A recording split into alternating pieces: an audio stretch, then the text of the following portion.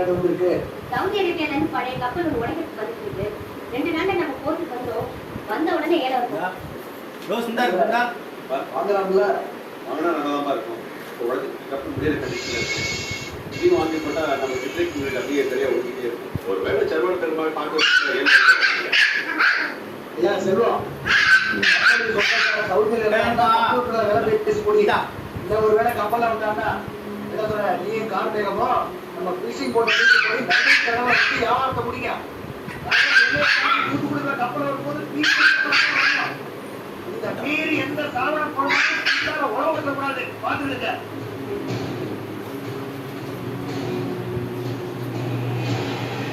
rose இருந்தா இது வரல